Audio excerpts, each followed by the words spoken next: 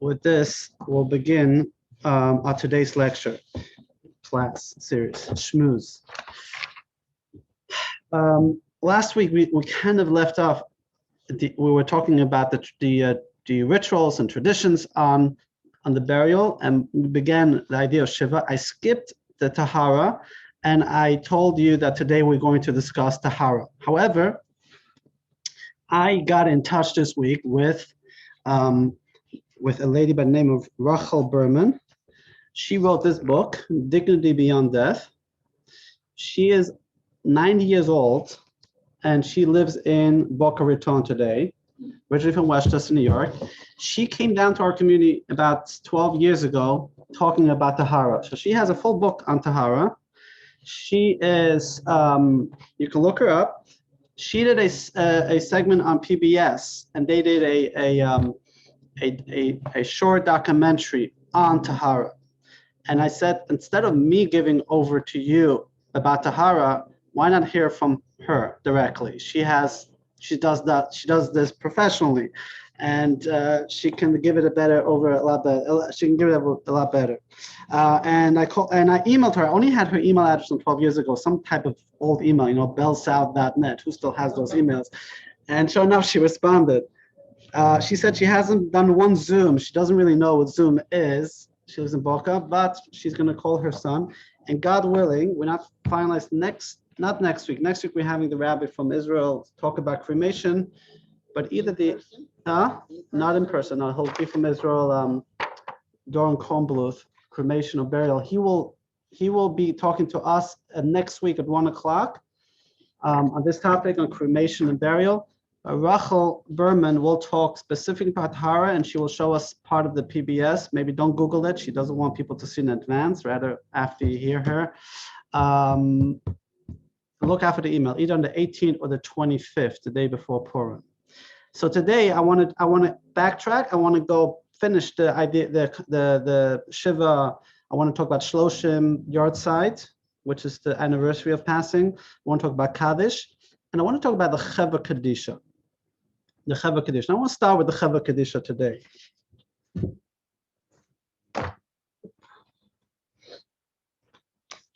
So, personally, I grew up very close with my grandparents. I grew up in Switzerland, in Zurich. I lived about a 10-15 minute walk from the Great Synagogue, which was the Kahal Das Yeshua, which is a big German synagogue, beautiful building. And I used to, when I was like starting at age 8, 9, as I was able to go to shul myself, I would go at 7:00 minyan. All right, so I'm this little boy, take my bike out in the snow and the summer, winter, and drive to shul, and standing next to my grandfather. My father went in the early minyan. My father went like the 6 a.m. minyan, but 7 a.m. is like the last minyan in Switzerland. We're thinking here in Florida, we'd have an 8, 9, 10. That's people already in the middle of the work. So 7 a.m. I'm standing next to my grandfather in shul, and after that, I would go for breakfast at my grandparents because it was on the way to the school, which was another 10-minute walk or bike ride. Sitting around my grandparents' table was from age 8, 9 till my bar mitzvah was one of my most amazing memories. And my grandfather, who was a businessman, was already retired, gave a class in Mishnayot once a week to all his friends around the breakfast table, and I would kind of listen in. My grandmother was part of the Chevrah Kadisha. What is the Chevrah Kadisha? Chevrah Kadisha is a group of people that take care of the dead people to help them be buried. What was my exposure? My grandmother would say, I think it was Tuesdays, that today at 1:00 I'm going to the shul social hall. We are getting together with all the ladies of the Chevrah once a week she would say, we're getting nayan the tachichim. We're going to sew the tachichim. What are tachichim? Shrouds, the burial shrouds. So they would get together every week, and they would sew. The ladies would sew those white shrouds, as we're going to see in in the presentation, which when she passed away, I was already living in New York and was married, and I didn't make it to the funeral. But I was told that she was buried in the shrouds that she actually sewed herself. By hand or machine? They used. I was never at the actual, the event there, but I assume it was a combination of sewing machines and by hand. And that's so that made obviously an impression on me.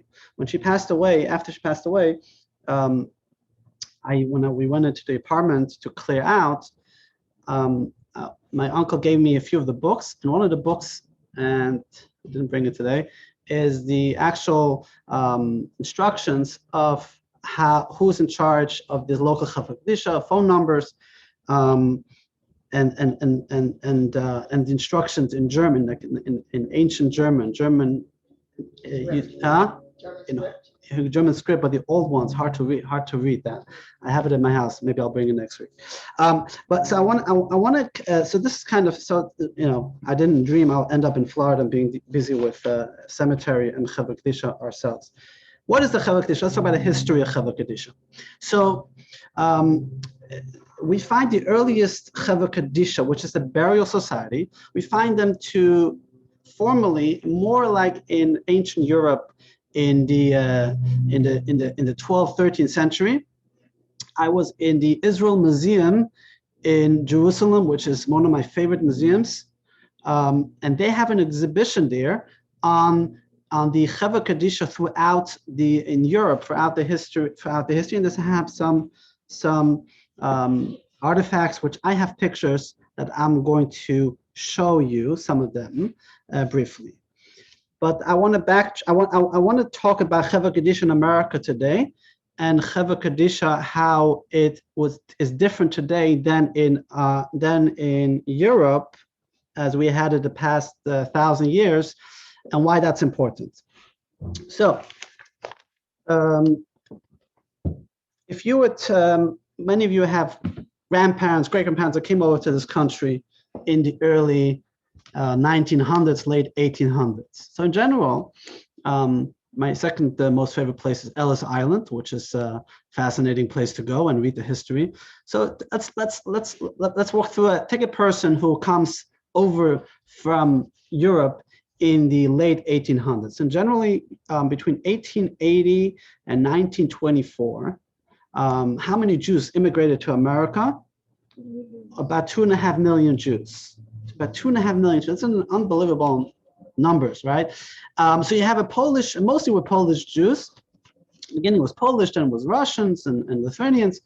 But just before 1880, it was about 200 and something thousand Jews in America, and then it jumped to 2.5 million. So you have a Polish Jew comes over on the boat, let's say in 1900. Where does he go? Right, he comes from a little shtetl. Where does he go? So he arrives. Most of them arrived in New York and Ellis Island, and what do you do in Ellis Island? What do they do in Ellis Island? They check him for his health. Right, they have to go through a process of a few days, and now he gets released. He immigrates. Where does he go from there? Lower East Side. Right. So most will have maybe a little address of some type of uncle or some relative, and most came with nothing. Didn't know English, only know Yiddish. And where did they go? So somehow they end up in the Lower East Side. Where did they go in the Lower East Side? How did they find their place there? So did they need a sponsor in order to come over? Well, no, not back then. No. Not really. So what did they do then? They go and find a landsman. What's a landsman? A countryman, right? A landsman. What's a landsman? So, well, a landsman was not just somebody today we say a landsman. When we meet a fellow Jew, we say a landsman. But back then, a landsman was somebody who was from the same area, from the same shtetl. So those people who came over from those shtetls had their own little societies, or communities, right? And they would meet, and he would gravitate to that and that's where he would get his first meal. That's where they will help him find a job and build a family. Okay. Before Chevrah Kadisha, I'm going to come back to this. Let's go to Prague. Anybody here been to Prague? Yeah. Okay, a few people went to Prague. I have not been yet to Prague. One of my top lists to go.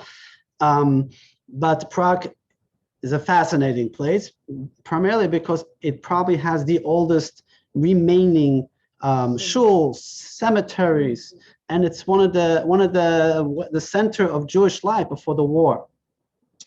I have been in Europe. I have been in Worms, Germany, which is the birthplace of Rashi.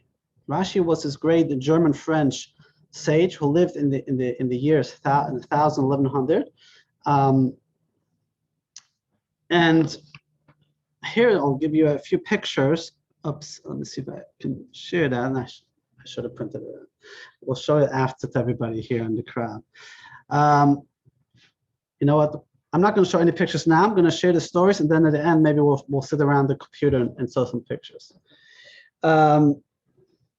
What was fascinating in Worms was the shul where Rashi used to study. Anybody been to Worms here?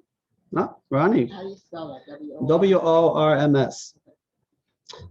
There's a little ghetto, and there's a synagogue there that was destroyed by the Germans, but it was rebuilt in the 60s. It was rebuilt, a replica, and some of the items that were still that was left over they still have in that synagogue. One of them is actually the actual chair where Rashi used to sit, and there is a basement leading down 3 stories to a mikveh that connects to the Rhine River, which is fascinating. We were there as a class trip. We were 12 years old, middle of the winter, freezing cold, and of course one wild guy decided he'll jump in the water, in the freezing water of the Rhine in that mikveh. I wasn't me. It wasn't me. But what's interesting is there that there's a wall that's dented. Did you see that, Ronnie? The dented wall, which is a story in itself about Rashi's mother.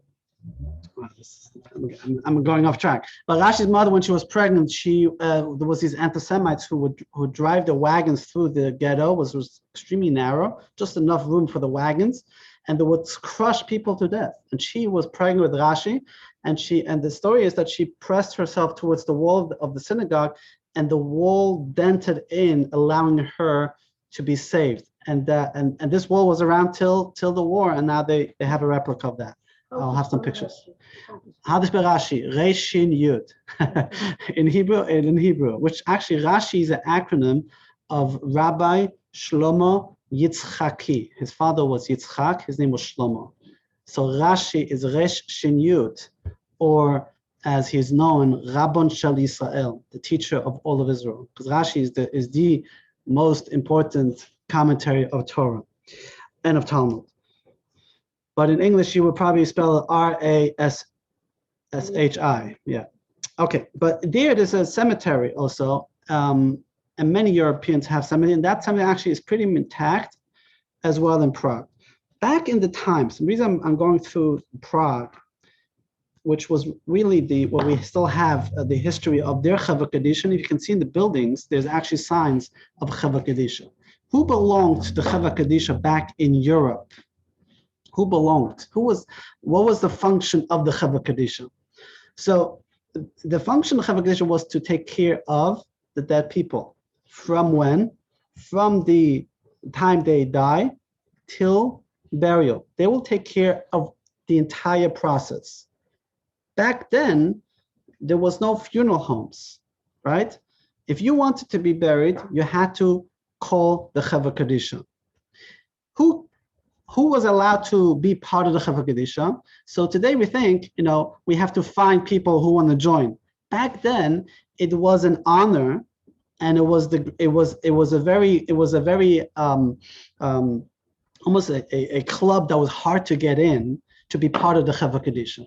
In order to be a member of Chevrah Kadisha, you had to be an upstanding person. You had to be a God-fearing person, and you had to pay money. It was actually dues you had to pay to be part of the burial society. The Chevrah Kadisha basically translates burial society.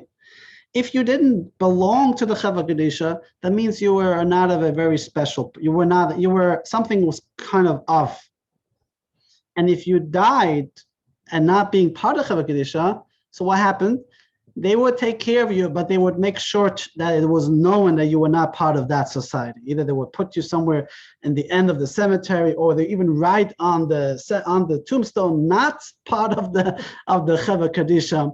And they were very powerful because they were looking out. They had to vet their members. It's like a country club. Had to vet the members. If you were not if you didn't keep up to the religious standards, they will kick you out. And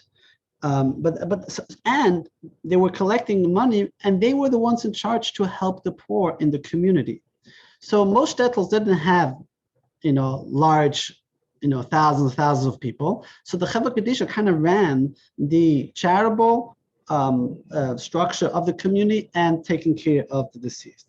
Now go back to our immigrants coming over to America, right? So now you have this guy in Lower East Side. He has no family. He came all by himself, right? Or maybe just a wife, or maybe he's old already. So he also wants to make sure that he has somewhere to be buried. After he settles, he wants to make sure he has somewhere to be buried. So what happened? All these societies in the Lower East Side bought cemeteries, bought sections, and you had to be part of the society. So that's why if you go today up north in the older cemeteries, you see different societies. You see different shtetl, or different still today. Like some of them are completely, they all died out and no one's taking care of. You see some of those are overgrown cemeteries because there's no one to take care of. These societies are 100 years old, but no one's still around. The reason I'm giving kind of the background is because what changed in America is the fabric of the burial society. The burial society throughout the job was to take the body, to do the shmirah, the watching over the body. They would then go and have these wagons, which I'll show you pictures, and they will bring the wagon to the chapel in the cemetery. They would have their own chapel. They would wash, do the tahara there right before burial, and they would dig the hole and they would bury them, and then they will maybe help set up the shiva. In America, if somebody passes away in the hospital, right? What happens? What happens? Huh? If it's no autopsy, Okay, so when do people call the Chevrah Kadisha? So who's the first person typically you call? The rabbi, right? The rabbi or the funeral home. But before anything can be done, right? So back in the day, the rabbi would come with the Chevrah Kadisha and would take the body out of the hospital or out of the person where it died. Can the rabbi, if I would go to the hospital and take the person out of the building, out of the hospital, what would happen to me? I'll be in jail, right? Why? Because you need to have first, this is a system here. Nothing happens. Well, you got to have a death certificate. Okay, so in order to get death certificate, you need to have a doctor. Hospital has to release the body. Now it's the middle of the night. There's no doctor. The doctors in the hospital they don't care about the dead. They care about emergencies in the emergency room, right? People are alive. But you want to expedite the process because you're trying to bury the person the next day. It's the weekend. There's no doctor around that wants to sign a death certificate. So that's why it's important that the family or the community, a Jewish community, should have a relationship in the hospital, a relationship with doctors who are willing to step in to see that this is an important task that we don't want to prolong. Now, what happens after? So the death certificate is signed, then they release the body. Who picks up the body? The funeral home. You can't just pick up the body anywhere and bring it to the cemetery. It has to go through a funeral home. It has to go paperwork. So the whole funeral home business is a new invention that happened in America that didn't exist back in Europe. So my point is, where Chevrah Kadisha used to be a big part of the burial from beginning to the end, today the Chevrah Kadisha has very little.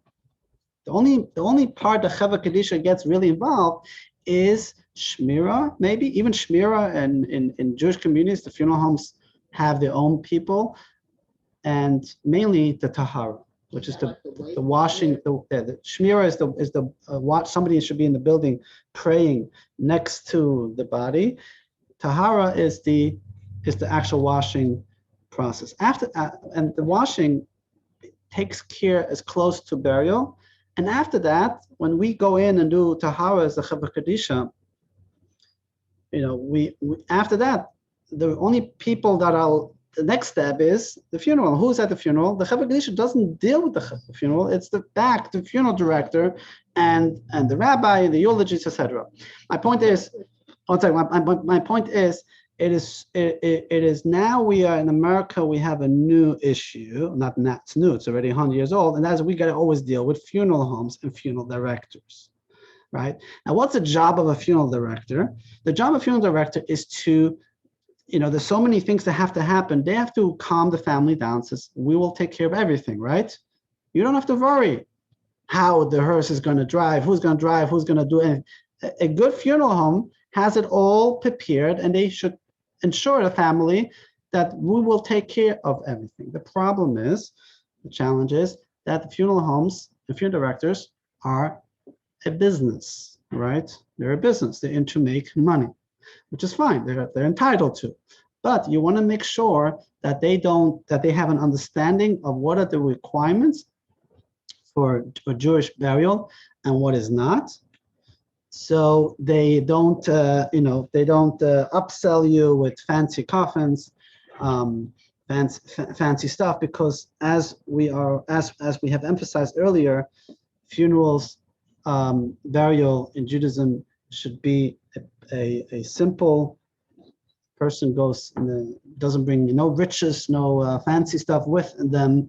It's about the soul. It's about the person. How we bring the person to its next transition.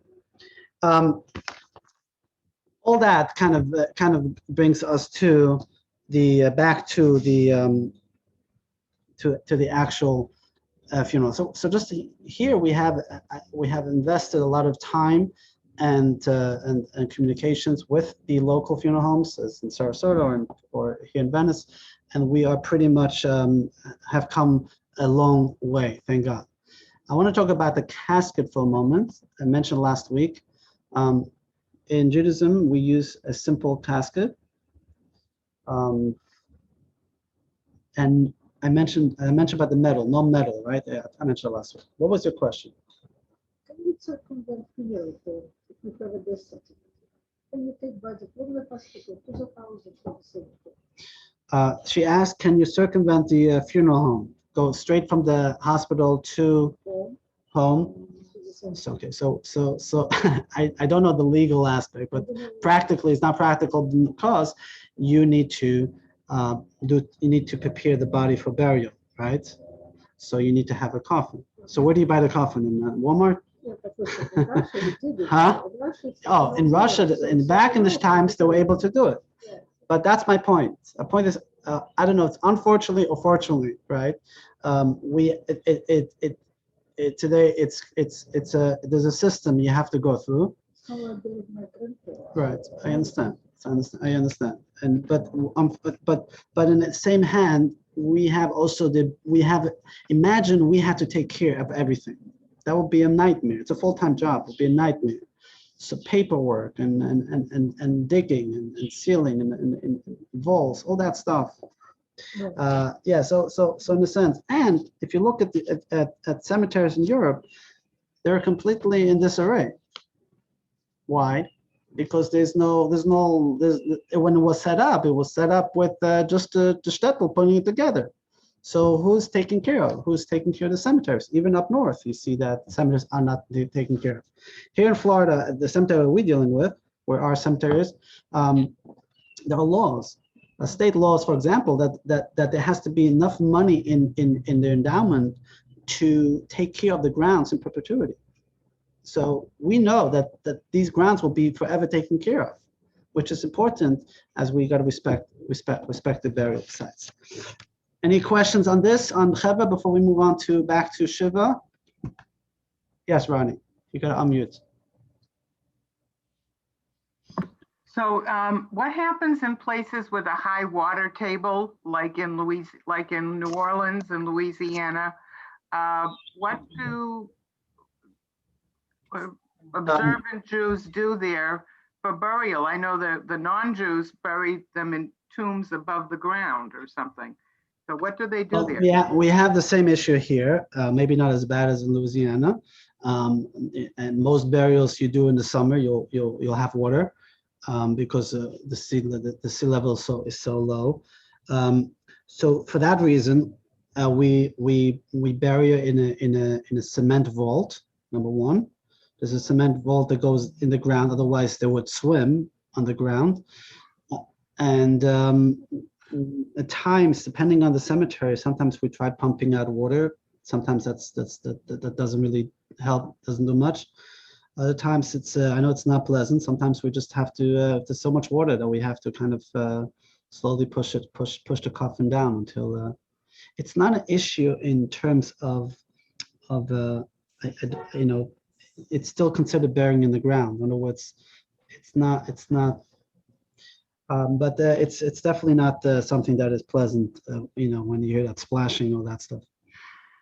Some people love it. I had somebody once and he said, oh, he always loved the water. He always loved it was like, it was the best thing ever happened to me. Yes, Liz. And I wanted to also add, in the two most recent deaths in my family, my father died in California and was buried in Maine. It was the day after Christmas. So you can imagine the land, it was frozen, and, you know, we had to deal with Shabbos and trying to get his body to Maine. And Chevrah Kadisha helped us. I mean, you know, they've always helped us with getting my brother to Israel. So the Chevrah Kadisha also helps facilitate those kinds of arrangements. But that was like ridiculous when my dad died, because we couldn't even get the ground was frozen, and we had so many issues we had to deal with getting him buried on it in a timely fashion, moving his body, you know, getting it to happen on time. We were able to actually do it he died on a Wednesday in California, and we were able to bury him Friday in Maine. But it was 24 hours of making arrangements. I can tell you that the people who join Chevrah Kadisha are the most heroic people, because they're wonderful people, and I strongly encourage people to join the Chevrah Kadisha. There's no dues. There's no dues. And I would like to do a training for our members. We have about 6 members on each side right now. We have here locally on the women, and about 6 women and 6 men, but we can use more, especially, you know, sometimes people are not available or are not in town. But it is a tremendous mitzvah. It's the biggest mitzvah. It's chesed shel emes. There's nobody to thank you. The death cannot thank you. And it's a tremendous, again, forgive me if I mentioned that, you know, somebody who came by us said, you know, he doesn't do much in terms of his religious observance, but to him, it's like Yom Kippur. When he does the Tara, we're in the room, and it's a very special atmosphere in the room. It's like there's no talk, there's no frivolous talks. There's just it's a serious but also a loving atmosphere, and you really feel you feel like Hashem there. It's like it's surreal. I can't explain it. So it's if you want to get involved, and that's something very special that you can do. Yes, Elizabeth. I know this is a challenge for the people in your audience to hear, but I was a member of Chevrah Kadisha in Michigan. And is what is common when you live in a small town that is distant from what would be the Jewish funeral homes. You know, they make arrangements with a local funeral home, and they allow the Chevrah Kadisha to come in, bringing all of their own, the shrouds, the pottery, the dirt from Israel, all of that is there, and allow they have a women's group and a men's group who've all had the training. And for me, it just so happened the first tahara I did was for my neighbor, she was only 53 years old when she died.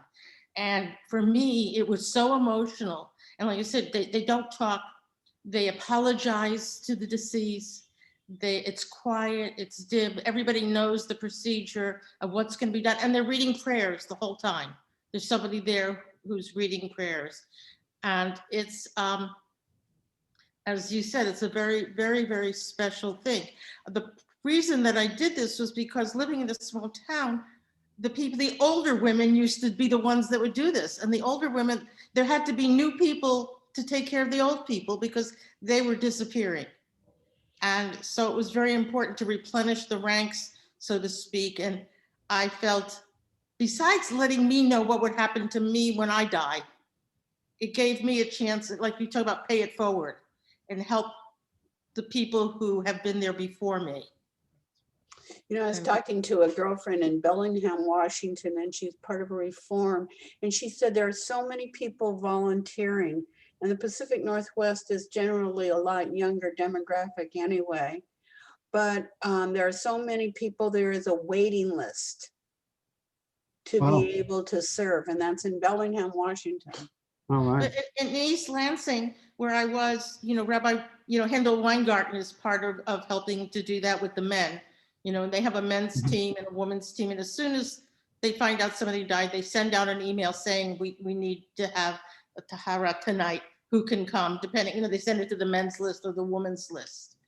And it's a really, Rabbi, as you know, it's a very, very special thing. Thank you, Liz, for sharing that. Thank you. We're going to move on to the next topic. We'll take questions at the end.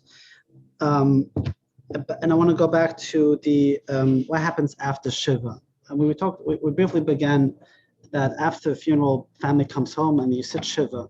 And Shiva Shiva means sitting 7 days. Ideally is to sit Shiva in the home of the deceased.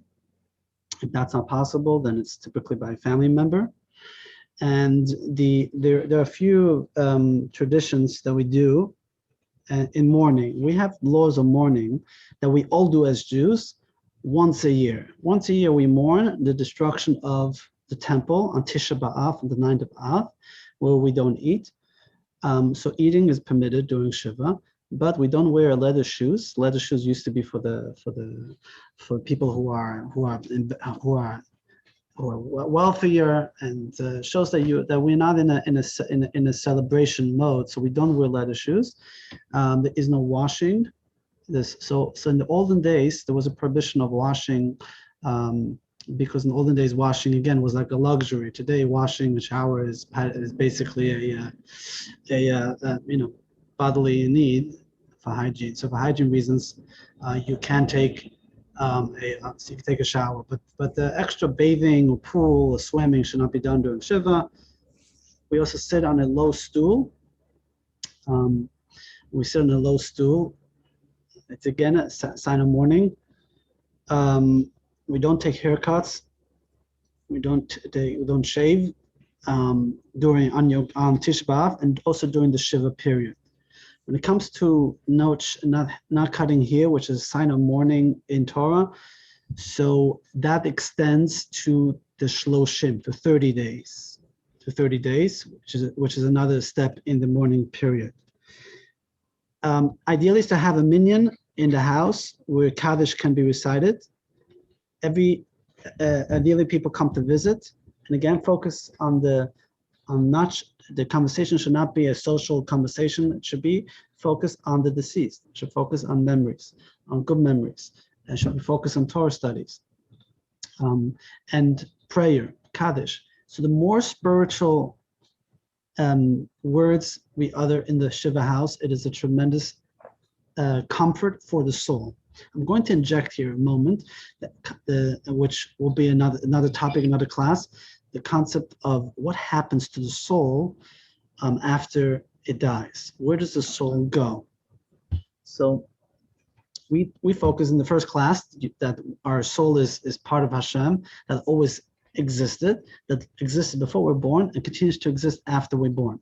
But what happens after it dies? So separation of body and soul, which we talked about, is a very painful separation. It was like this marriage, and it's a transition, which is first day of death is step 1, 3 days into Shiva, step 2, 7 day of Shiva, 30 days, Shloshim, and then the first Yahrzeit, which is the year anniversary, the first year anniversary. This is kind of the stages of separation of body and soul that is painful. What happens with the soul? And I'll say that in short, based on the teaching of Zohar and Kabbalah. The soul goes to the next level, to the next world, what we call Olam Haba, which is the world, the future world. Or they say Olam HaEmet. Many times we say Olam HaEmet. Emet means truth, the world of truth. In that world, everything is clear. There is no lies. There is no fake. There is no there's no facade. Everything is transparent. So it's like X-rays, right? You can see, the soul sees exactly, and everybody, all those souls can see the other souls in their clarity. So what happens is a soul that has been attached in this world gets engaged with things that are not soul-like, right? And it does some type of staining to the soul. In order for the stain to be removed, the soul needs to go through a process of cleansing. That process of cleansing typically is the first year after death. That process, and we don't believe in the concept of hell as in other religion, where a person burns in hell, but there is a concept called in Hebrew Gehenom, which is in the language of Tanya and Zohar, it is literally like a cleansing period.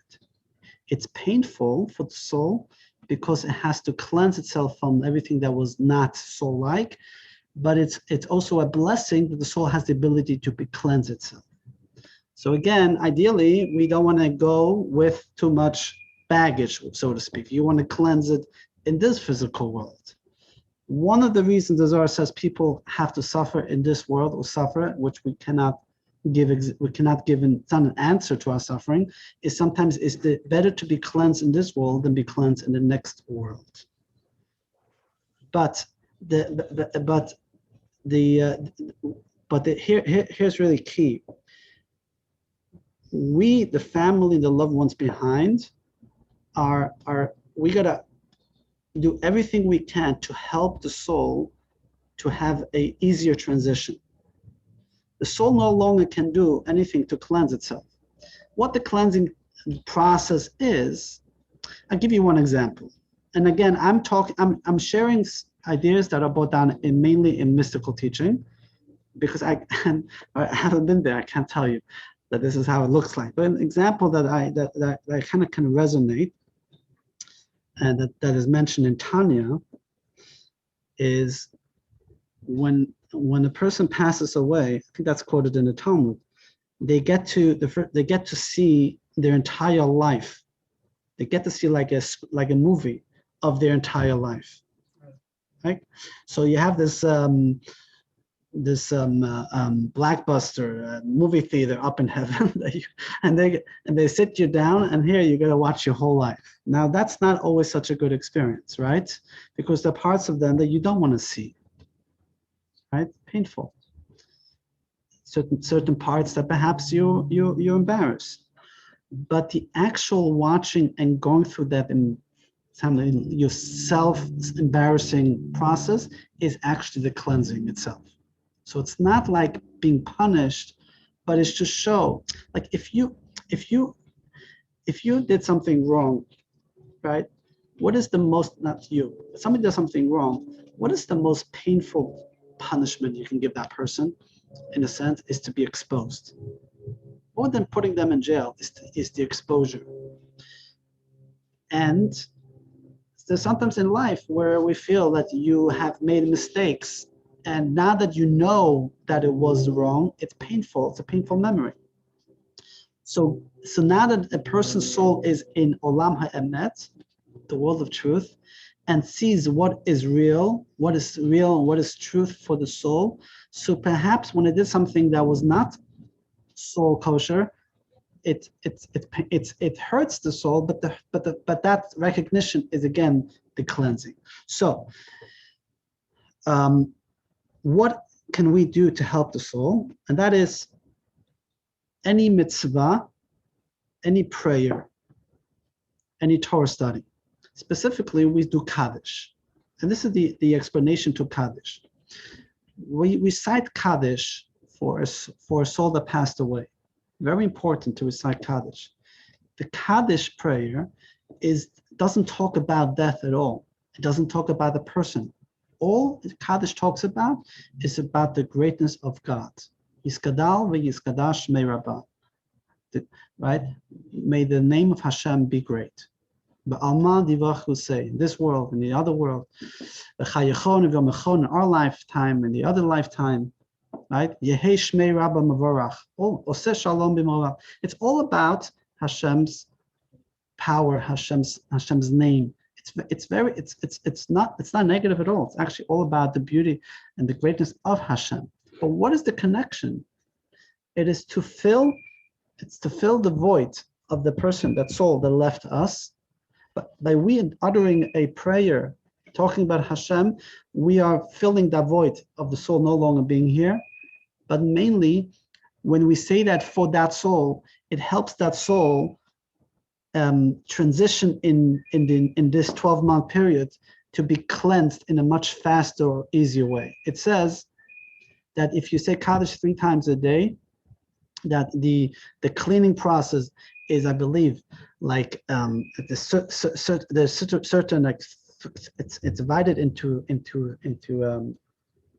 3 segments of the day, and every Kaddish you say in each of the prayer alleviates for another segment. So it's important not to say Kaddish once, to actually say Kaddish 3 times a day. Now, if you cannot say Kaddish yourself, because Kaddish has to be recited in a quorum of 10 of a minyan, then you can ask somebody else to say Kaddish for that soul. So in being in a small community where we don't have daily minyan 3 times a day, I always make sure and encourage that there's a service in Israel that I pay a rabbi or a yeshiva, that someone will say Kaddish for that person. So that's typically the first thing I will do right after burial, is to contact and make sure somebody can say Kaddish. Matter of fact, who are the ones that have the obligation to do so? These are the children. If there are no children, it's on the spouse. And if there is no spouse, or the spouse or children are not, it's not important to them, and this is something I would recommend, is to make that part of your will, of your bequest, of your burial wish, that somebody should say Kaddish. I mean, you cannot always rely on the rabbi, although I facilitate that, but I encourage anybody to make that as part of your wishes. Interesting is that the children are not allowed to say Kaddish for more than 11 months out of the 12 months. Anybody know that? Only 11 months out of the 12 months. Why? I thought that's 12 months. Ronnie, you know the answer? It's an insult to do it more than 11 months, because that implies that the soul wasn't good enough. It needed that extra month. You must stop after 11 months, or you're insulting the soul. It couldn't elevate by itself. Exactly, Ronnie. Thank you. That's exactly the answer, and that's, you know, it shows the beauty that there's a relationship. The death doesn't end. There's a constant relationship, and what happens? So this is the 11 months. So Kaddish. But more, and I cannot emphasize enough, and that's all throughout Talmud. Kaddish is just a prayer. It's just a prayer. More powerful is to do a mitzvah. More powerful or equal powerful is to study Torah. We have a custom to always study Torah in memory of somebody. And I forgot to say that today actually is a very special Yahrzeit. Today's the 22nd of Shvat. Today is the Yahrzeit of the Rebbetzin Chaya Mushka, the Rebbe's wife, who, as you know, the Rebbe and the Rebbetzin did not have children themselves. But the spiritual children that they have brought to the world, millions of Jews studying Torah and coming closer to Yiddishkeit, just sitting us here together, is definitely in their merit. So may this learning be we say le'ilu nishmat, may that be an elevation for their soul, which brings me to Yahrzeit. Before I go to Yahrzeit, I want to talk about Hakamat Matzeivah, which is the putting up the stone. So we see that by our matriarchs and patriarchs, especially by Rachel when she passed away, that Jacob made sure to erect a stone, a monument on top of her grave. So the mitzvah is, and it's out of respect, to leave a marker, and it should be engraved, the name and a blessing to the soul. Typically, so you want to make sure, ideally, is to have not just the English name, but also their Hebrew name. And I cannot emphasize that enough, that this is in addition, it's a blessing for the soul, as the soul goes by the Hebrew name. It's also a blessing, a gift you can give to your family, because generations later, they can come back and see the names, to see the Hebrew names, to see the Hebrew the Hebrew date when they passed away. So important is to, I don't know if I mentioned that story. A few years ago, I was sitting by an elderly lady here in Venice, and she's close to 100 years. Actually, her birthday is in 2 days. And she said, and we talked about her parents who came from Germany. And I asked her, I asked her about the Yahrzeit. Do you know the Yahrzeit of your parents? She says, I don't know. It's been so many years. I don't have any records. So I said, what was their names and where are they buried? Today, many cemeteries now take pictures. So they take pictures online. You can go online. They have pictures of the tombstones. Sure enough, I put in the name of her parents and their picture of the tombstone pulled up as I'm sitting there on my phone of her father and her mother. I got the Hebrew names and I got the Hebrew date. I put the Hebrew date into my phone. I have a calculator. And you believe it, that evening was the Yahrzeit of her father.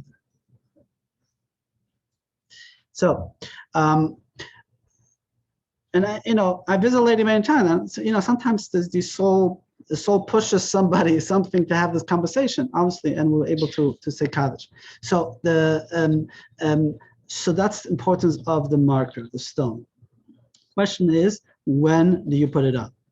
So, number one, the moment a person is buried, you got to leave some type of marker that that there's a grave there. It should not be flat as grass and nobody knows where, because we're not supposed to even step on the grave itself. We're not supposed to step unless we have to. And even whenever you go to a cemetery and you have to step, or I work now with funerals. Everyone's sitting. They set up the tent. They put down a carpet. People are sitting on graves. It's really disrespectful. But the funeral homes don't know. The cemetery don't know. It's not that they're not being. So we educated them, and now we make sure that when we have a funeral to try our best not to be on anybody's grave. Sometimes we even sit a few extra feet away. Huh? How do you avoid that? You need room, and then here's a grave, over here's a grave. So in most cemeteries up north, here it's a little harder, and I'm working on that, is they actually make a stone. They have stone, like a frame, around where the actual grave is. You can't even sit on top. You can't even stand on top. But if you had to, and sometimes it's just impossible not to, when you leave the cemetery, there's a concept of, in your heart, ask for forgiveness. Turn to the people, say, I'm sorry if I stepped on your grave. Right? There is a communication aspect. here in Florida, it's harder because the ground shifts all the time. It's harder to make a frame on the ground itself. But I'm actually working on having pavers in between so we can mark those. What does that mean? On this, up in New York, up New York. Yes.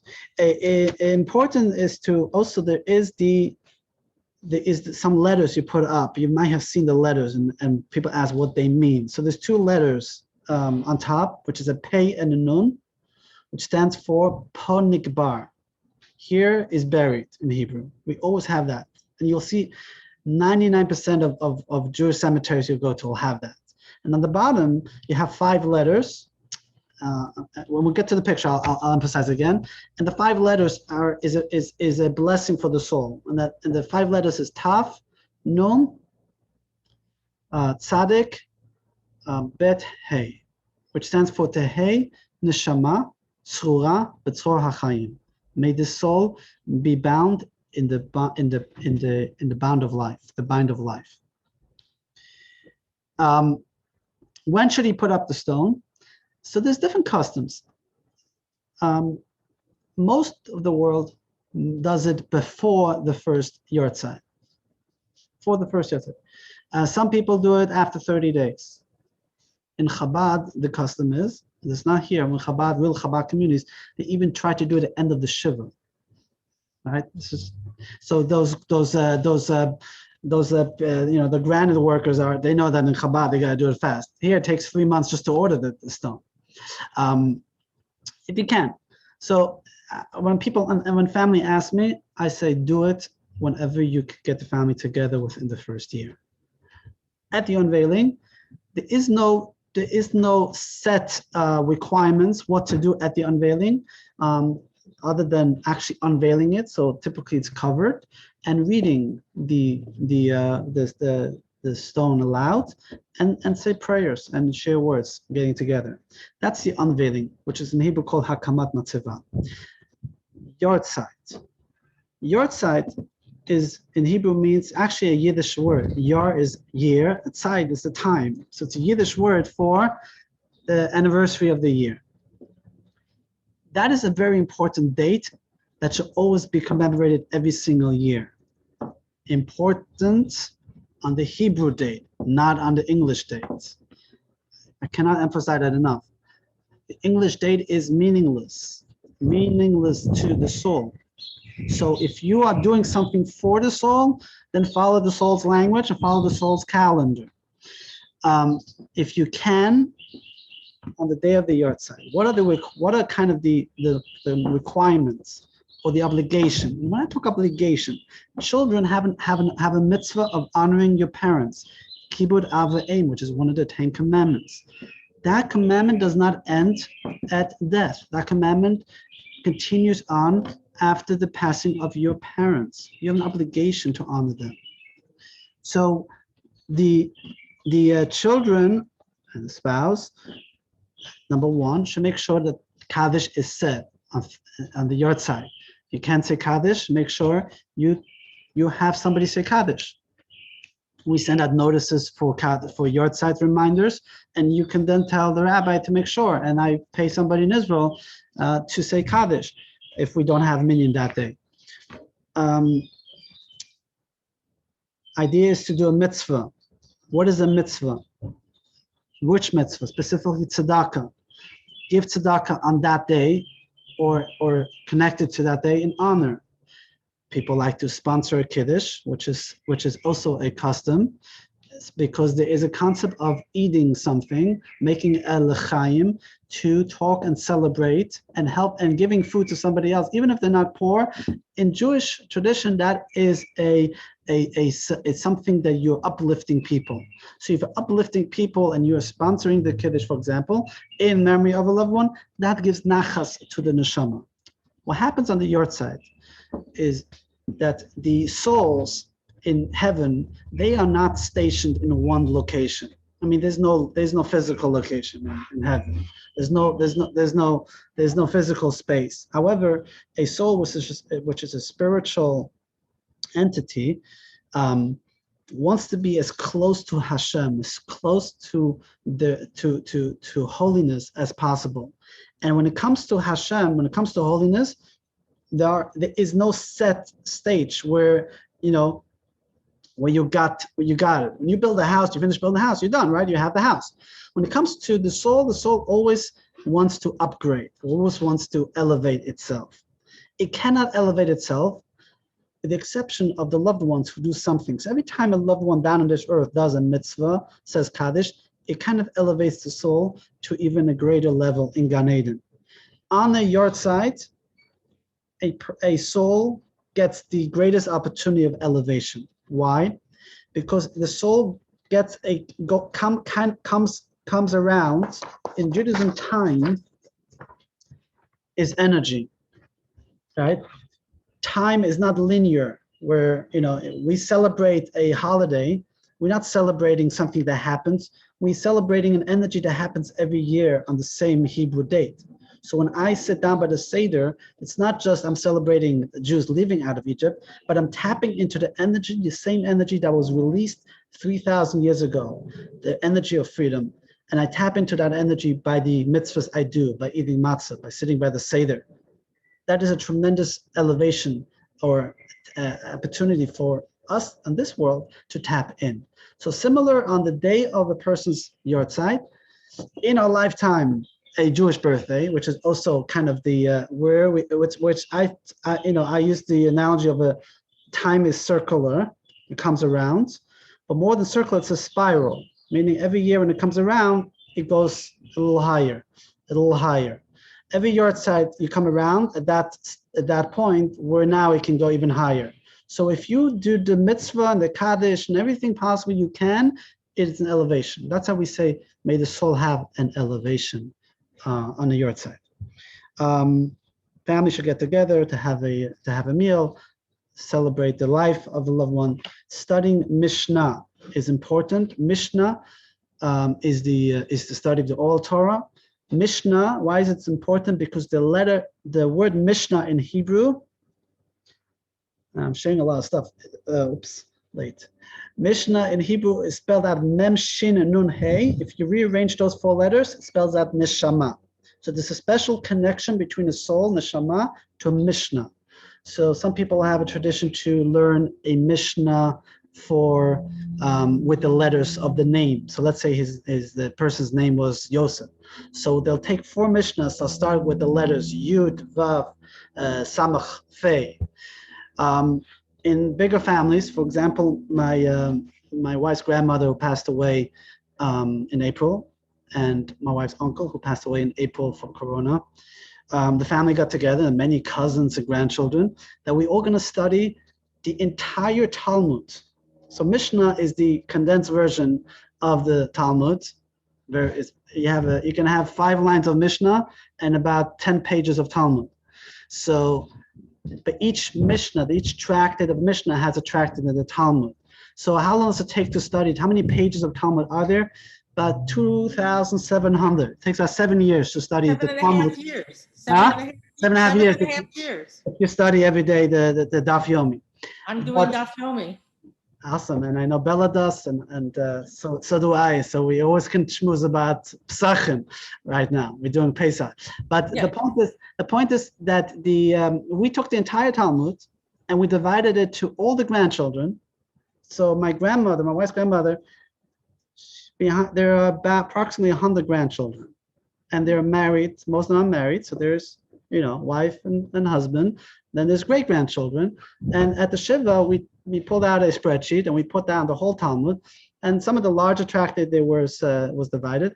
But God willing, at the Yahrzeit, which we're planning now in beginning of will be in March this year because it's early, we're going to get together on Zoom or in person in New York, and we're going to make a siyum, a conclusion of the entire Talmud, which is one of the greatest gifts that we can give to our grandmother's neshama. Just an example.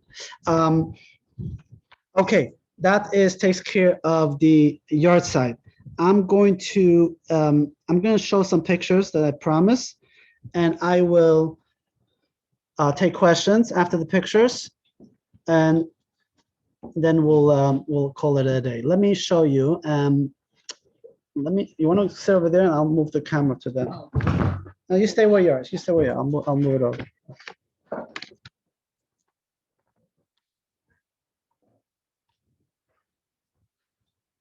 I can maybe also put it on the email, some of the pictures I pulled down from the internet, some pictures I took myself.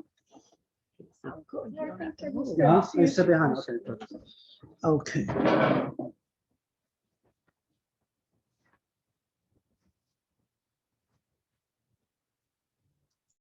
Okay.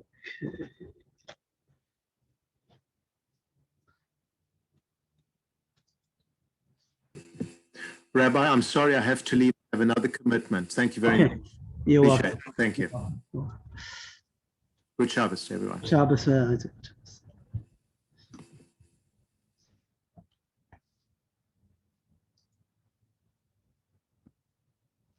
Oh.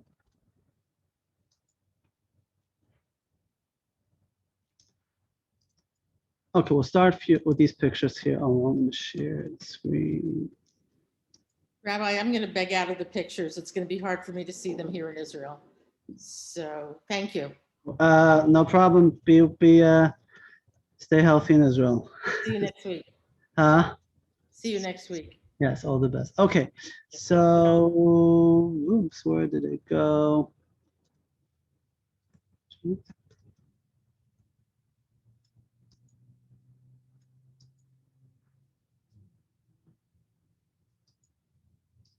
I don't know. We'll start this way. Can you guys see a picture? Like,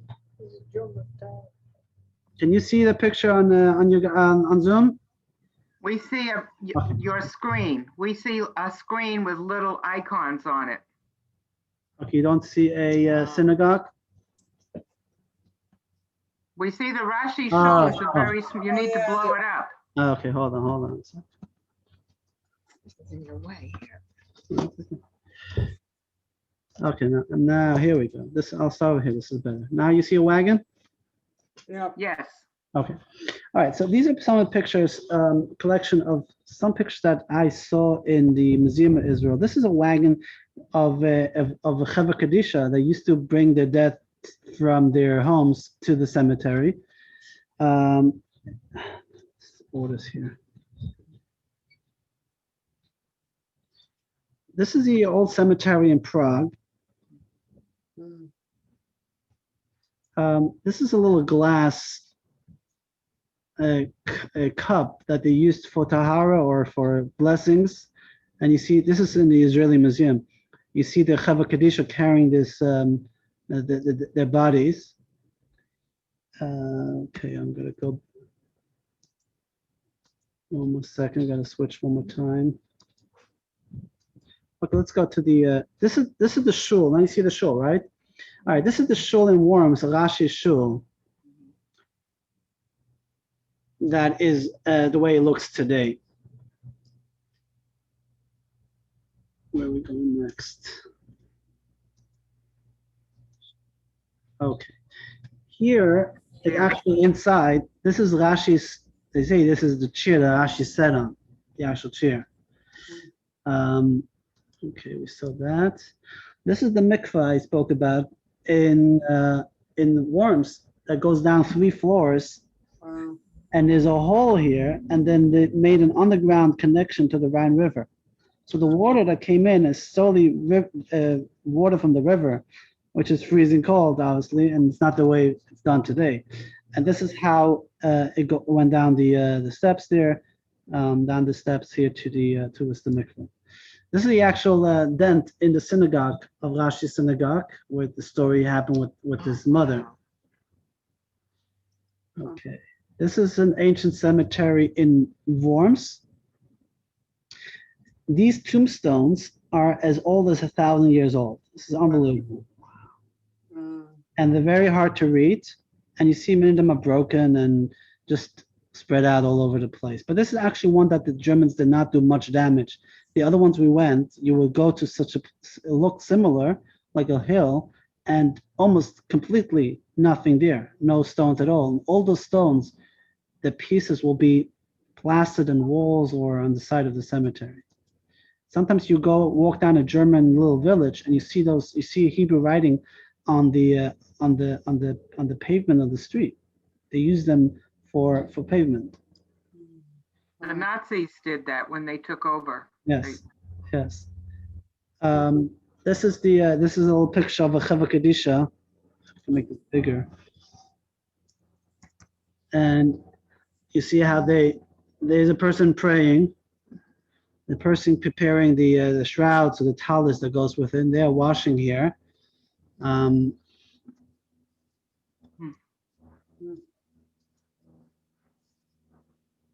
So this is a shul in Prague, and I'll zoom in. Either it was a shul or this is a chapel, but if you look here in the writing, it says Chevrah Kadisha, and I can says here.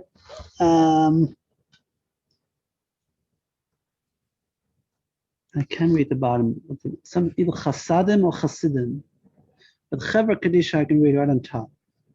So this is probably the chapel where they was. I haven't been there, but this is I pulled that off the internet in Prague. This is more or less what I had to show today. Let's see. Anyways, it was any questions? I have a question, Rabbi. Yeah. I just want to know the answer to this question. I don't mean to cast any aspersions at all here.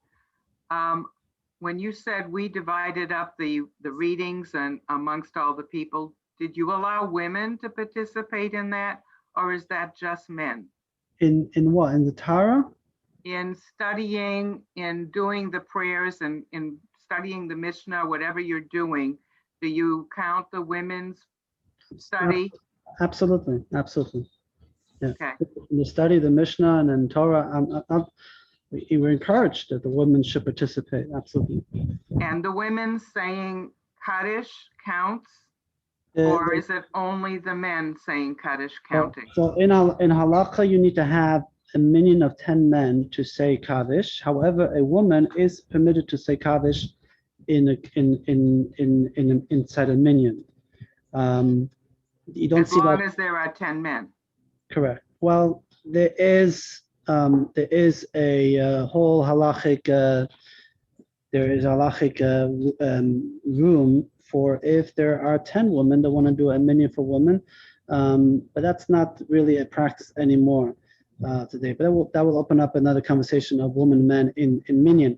But clearly in a frum shul now up in the very religious shuls, maybe you don't see that, or it's not maybe giving the attention so much. But if you in our shul, women are permitted to say Kaddish along with the men when we talk about mourners Kaddish. We give them that option. They're not required. It's a matter of obligation versus not obligation. They're not required to do so. A man, when I was mourning for my father the year, and I was still single, which was easier. It's a big undertaking to have him to be in a minyan 3 times a day. Think about it. To make sure you got to be there 3 times a day. In Chabad, we even have the custom that not only are we saying Kaddish, we also the mourner leads the service. That's not something some people, I was a shy kid. I was in big shul in New York, and I would lead the service during the week, not on Shabbos. I would lead the service of hundreds of people, and that's not something I wanted to do. It was kind of intimidating. I tried to find a smaller minyan, but I did it as an obligation for my father. But my sisters didn't have that obligation, and they were happy they didn't have to do that. I understand. When we got to Israel from my brother's, when we finally arrived from my brother's burial, there were no men amongst us. There was my sister-in-law, my sister, myself, and my brother's daughter. None of us obviously were male. And when we got to the place, the Chevrah Kadisha there, kept saying, because he spoke very broken English, "Where's the man? Where's the man?" He wanted to talk to the man. He did not want to talk to us. And my sister-in-law, thank God, and my niece are fluent in Hebrew. So they were able to communicate to him, there is no man. This is it. Now there were, fortunately, my brother was very well known, and there must have been 50 people, broke all the rules in Israel, but we were masked and came to the funeral. And so we had a male minion that was satisfied their requirements, and somebody stepped forward and is saying Kaddish, one of the men, which made them happy, but and is perpetuating that. He's doing Kaddish 3 times a day in Israel for my brother. But I was a little upset, you know. He kept saying, "Where's the man? Where's the man?" And sorry, you know. Yeah, I can understand that. Especially the Israeli mentality there is not very welcoming or loving, and they can be very rough. It's in Israel in general, the Chevrah Kadisha is run by the government almost, because all the religious affairs go through the government. Is a government office. So imagine and they it's kind of, they have it's more like a checklist situation there. Like you don't get that same personal touch like you get there. By the way, during beginning of Corona, worldwide there was no minyan, right? There was no way, all the shuls were shut. So like April, May, June, till slowly people start coming back. The only minyan in the world was literally in these hotels in Israel that was for Corona victims. They went in isolation, because those who had Corona in Israel had to go into hotels. So there was like this 1 or 2 hotels in Jerusalem that had a minyan. They were getting phone calls and emails from the whole world to say Kaddish for the world. So it was they had to keep it in mind, right, for the world, that they were doing this for the world. Well, I remember seeing once in shul a guy with a long list of names. He would list. He said Kaddish, and while he's saying Kaddish, he's looking at all the names that he's saying Kaddish for. Yeah. I have a question. Yeah. Me too. Oh, well. Yes, Cynthia, go ahead. Okay. When you were talking about when your whole life passes in front of you after you die. Yeah. And you were saying, okay, so you were saying, oh, it might be embarrassing. Who is seeing that? Only you? Yes, only you. Okay, good. You want to That's Zoom? good. You want to Zoom call yourself, and you're gonna want to close. Sometimes you want to close that video. Right. I didn't want to have to worry about this. Yeah. Yes. Leona, what's your question? What if there is like, this is like, tears me apart, wants me to run the other way. What if there is no one to pray for you? Does that mean that your soul suffers because nobody's praying for you? Nobody in your family knows about minions or this, or, none of, I feel sorry for my own parents and grandparents. They have children and nobody prays for them. And I've never heard of any of this. And nobody says Yahrzeit or Kaddish, let alone 3 times a day for a year. So if you have nobody doing that, does that mean that you suffer more than the soul who goes to heaven, who has a big family and it just worked out nice for them?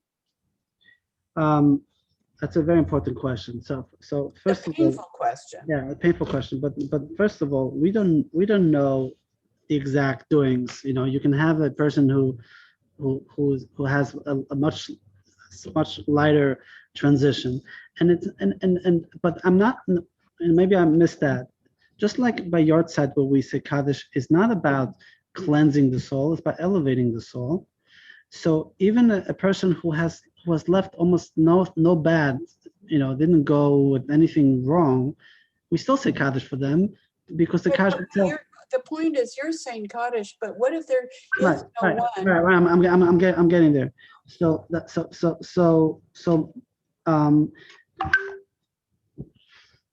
So I'm saying we don't know who suffers more or less. Now, number two, not always in your control who's going to say Kaddish after someone, or if there was nobody, and so you want to make sure that's been taken care of. However, there is obligation of the community to pray for the souls of the community. And for example, Yizkor, which we didn't talk today, we say Yizkor 4 times a year. Yizkor prayer is the memorial prayer we say Yom Kippur, on Pesach, Shavuot, and Sukkot. Here, there's a Kei Malei Rachamim prayer. Right? What happens to the 6 million of the Holocaust victims? We want to include, when I say Yizkor in our shul, I ask Hashem to remember and I pray for all the souls, those who I've known and those I did not know, that are in our community, or by extension their family members, that they should be remembered, they should be blessed, and they should have an elevation. So it's kind of an obligation of every community to include those who don't have anybody to do anything. One of the we have a little fund that we started through the Chevrah Kadisha, that anybody who can afford, not even talking about burial, but can afford to even say Kaddish for somebody, that I will make sure that there will be, nobody really that dies in our community that I have known that has been involved in our shul, that Kaddish is not being said. And that's important. That's very important. Obviously, it's better if the family arranges than relying on the rabbi to do it. But I feel that is an obligation that we have as a community. So what if you leave the community? Like, let's say like Ronnie, her father goes to Maine and I'll go back to Portland. But wherever she's plugged in the community, and for example, now you have the ability, Leona, to still do things for your loved ones that you haven't had the opportunity to do so 20, 30, 40, 50 years ago. I'm thinking, for example, after my grandfather died, and my uncle is elderly, doesn't go to shul anymore. I'm thinking, who sang Kaddish for my grandfather, or who sang Kaddish for my great grandfather? Because my grandfather said Kaddish for his father. So how many generations can I go back and say Kaddish? No, I get that part, because we have control over that. But when we die, I mean, I'll probably be the only one out there. I mean, there won't be anybody praying for me. Well, that's why you ensure to make sure you have a Jewish legacy. You leave a legacy behind, a tzedakah, or a certain amount of fiscal money for the shul, for example, or for a yeshiva, that they will make sure to celebrate or commemorate the Yahrzeit. Yeah. Whose obligation is it, Rabbi? If my father was saying Yahrzeit he took on his father's Yahrzeits, like you said, he took them on. My brother had that list, and I guess he did them, and he died. I don't know, is anyone responsible for taking on those Yahrzeits that weren't direct Yahrzeits, if you know what I mean? That's a good question. I don't know if grandchildren have an obligation. Obligation is strong, or obviously something that is an honor to do so. So I don't believe that grandchildren have an obligation. But if you have the knowledge, and then there's not this. It's a beautiful tradition. And if it's not Kaddish, light a candle, give a little tzedakah, a few coins, say a prayer, study a Mishnah. I try to observe all my grandparents' Yahrzeits with at least to study the Mishnah and their names. So every year, and I have, there's 4 people on my side and 4 people on the other side. That's 8 Yahrzeits right there. So my grandmother's Yahrzeit was Tu B'Shvat. So. And I try to make a mention on Shabbos, or you can go to, if you're in shul, say, this week is my grandfather's Yahrzeit, I'd like to make a mention, Kemal Rachamim or Kaddish. Even if beyond that 1 year mark. Correct. Forever. Correct. Did you say that the greatest suffering, that transition of the neshama when you die, So if that 1 year has passed, and it just makes me sad. Leona, I will encourage you to look at this as not a sad situation, but the opportunity you have now that you are studying about it, and that you have the ability to pray for them. And it doesn't have to be on the day. If you don't know the Yahrzeit, you don't even know who they were. Just saying, today I'm making prayer for all my loved ones who nobody took care of them. Today I'm going to give a few dollars tzedakah of all my loved ones who nobody said Kaddish. That's a gift you could give them, and that should again, it wasn't an obligation of you, but it's something nice that you're doing for them. I'll finish. And one more question. I haven't finished with a very interesting story. Yeah, darling. You're on mute. You have to unmute yourself. How many generations back should you go? For example, you might not have known your great-grandfather, but you heard about him. Right.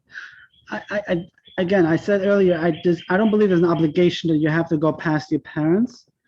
I feel if you know them, like grandparents, then that's beautiful. Then you have a real connection. Then try to add that. Beyond that, no, that's not. I don't think that's a requirement. If it's a teacher, a rabbi that you're very close with, you should also kind of commemorate their Yahrzeit. Like today, all the Rebbetzins get together and they have typically they'll be in New York for the annual conference of all the Chabad Rebbetzins, the Shluchot. Today it's all virtual, but they get together on the Yahrzeit, on the weekend of the Yahrzeit of the Rebbetzin, which is today. I'll finish with a story. This is a strange story. But Rivka's great grandfather. So I'm talking about 3 great grandfathers. Was the chief rabbi of Israel, of Jerusalem, Rabbi Sonnenfeld, Rabbi Yosef Chaim Sonnenfeld. He passed away in the 20s. You can look him up. He came from Europe and he studied at the great yeshiva of Przeworsk, which is Bratislava, I believe. Where's Bratislava today? Slovakia. Okay, he studied with the one of the with the Ksaf Sofer, I believe, the Chassam Sofer and the Ksaf Sofer. These were tremendous scholars and mystical giants of the late 1800s. So he writes a story. It's a strange story, but he writes a story, and I'll share the story as I remember. I remember reading it. That they were yeshiva boys, and one day somebody comes into yeshiva. So when the big yeshiva in Przeworsk, somebody comes to yeshiva, and an older lady comes to yeshiva. Hold on. And she donated money for the yeshiva. And every year she would give money. And then eventually I'm sorry, I'm losing some important details.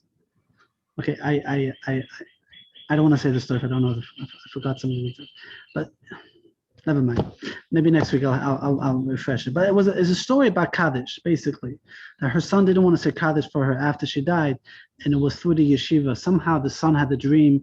The yeshiva is in charge. Something was about the soul literally went to their son and said, you gotta, how come you don't say Kaddish for me? Anyways, I'm sorry for the story slipped my mind. The last story then is another interesting story. Oops.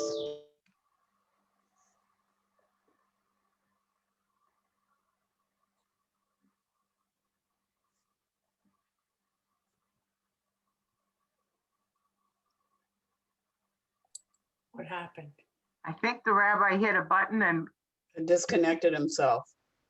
my screen said you are the host now. You Yeah. are. Okay, Ronnie. There you go. Ronnie. Improvise. Oh no. He's back. Okay, I'm sorry. He's back. We're way over time. A computer died.